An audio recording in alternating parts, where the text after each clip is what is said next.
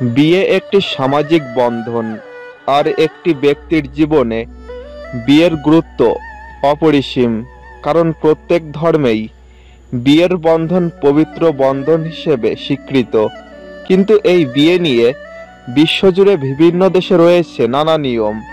কোথাও রয়েছে কনের বন্ধু বান্ধবের মন জয় করা, কনেকে কিডন্যাপ করা, আবার কোথাও রয়েছে পশুর সাথে বিয়ে।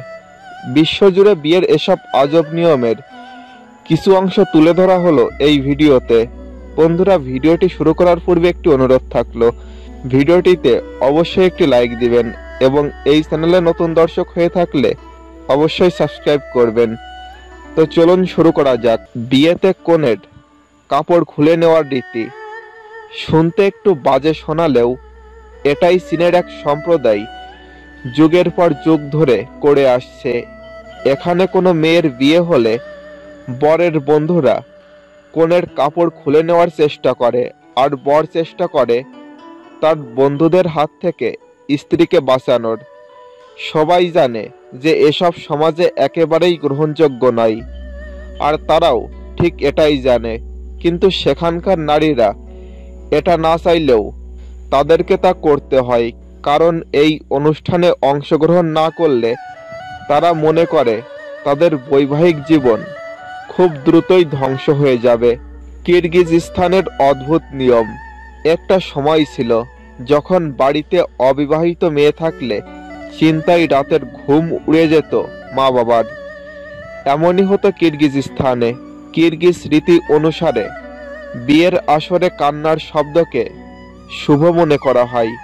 তাই কোনো পরিবার ছেলের বিয়ের বয়স হলে মেয়ে অপহরণের খোঁজে বেরিয়ে পড়তেন পরিবারের সদস্যরা। পছন্দসই কোনো অবিবাহিত মেয়েকে পেলেই সোজা অপহরণ। তারপর সে মেয়ে যতই কাঁদুক তাকে বিয়ে করতে বাধ্য করা হতো। ব্যাপারটা হয়ে গেল শুভ। বিয়ের কাজ শেষ হলে মেয়ের বাড়ির সঙ্গে যোগাযোগ করত ছেলেপক্ষ। পশুর সাথে বিয়ে। মহিলা বা পুরুষদের পশুর সঙ্গে বিয়ে দেওয়া ভারতে খুবই সাধারণ একটা ব্যাপার এবং যুগ যুগ ধরে তাই হয়ে আসছে।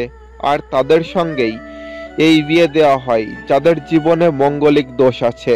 কোনো পুরুষ বা মহিলা যদি বিকল বা অসম্পূর্ণ অঙ্গ নিয়ে জন্মায় তাহলে তার মঙ্গলিক দোষ রয়েছে বলে ধরা হয়।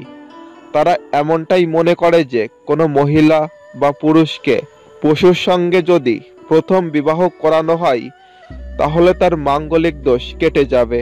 তবে তাদের বিশেষ করে ছাগল আর কুকুরের সঙ্গেও বিয়ে করানো হয় এবং পরবর্তীতে তাদের দ্বিতীয় বিয়েও করানো হয়, যেটি হয়ে থাকে পুরুষ ও মহিলার মধ্য থেকেই। মরিশিয়ানা। ভারী চেহারার মেয়েরা নাকি পরিবারের সুখ সমৃদ্ধি আনে।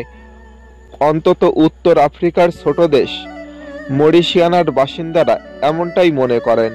তাই বাবা মা বাড়ির মেয়েকে খুব অল্প বয়স থেকেই প্রয়োজনের অতিরিক্ত খাওয়ানোর চেষ্টা করেন।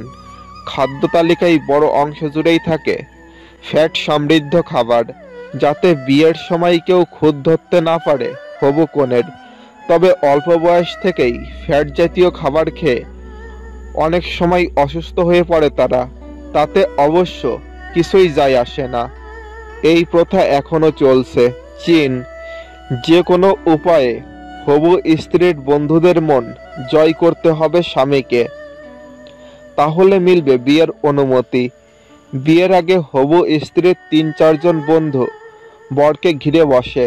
তারপর নানাভাবে তাকে উত্ত্যক্ত করার পালা চলতে থাকে। এর মধ্যে রেগে গেলে কিছুতেই চলবে না। সব আবদার মেটালেই তারা কনেকে বিয়ের অনুমতি দেবে। তারপর বিয়ে। কখনো মোটা অঙ্কের টাকা দাবি, কখনো আবার নাচ দেখানো বা গান শোনানোর আবদারও মেনে নিতে হয় চীনের ছেলেদের। মানি ড্যান্স ম্যারেজ। মানি ড্যান্স ম্যারেজ সাধারণত পৃথিবীর বিভিন্ন জায়গাতে দেখা যায়। এটা প্রথম শুরু হয় 1990 সালে পোল্যান্ডে। এই রীতিতে বিয়ের সময় কনে নাচতে থাকে আর বরপক্ষের অতিথিরা তাকে টাকা দিতে থাকে। কখনো কখনো বর নাচতে থাকে, তখন কনে পক্ষের অতিথিরা টাকা দিতে থাকে। আবার কোথাও বিয়ের সময় কনে তার বাবার সঙ্গে নেচে থাকে। চাইলে রিসিপশনের মানুষজনও এই মানি ডান্সে যোগ দিতে পারে। কনেকে কিডন্যাপ করা, এটা খুবই উন্মাদ প্রকৃতির একটি নিয়ম যেটি বছরের পর বছর ধরে চলে আসছে। এটি ব্রাইড কিডন্যাপিং নামেই বেশি পরিচিত। ব্রাইড কিডন্যাপিংয়ে কনেকে বাধ্য করানো হয় বিয়ে করার জন্য।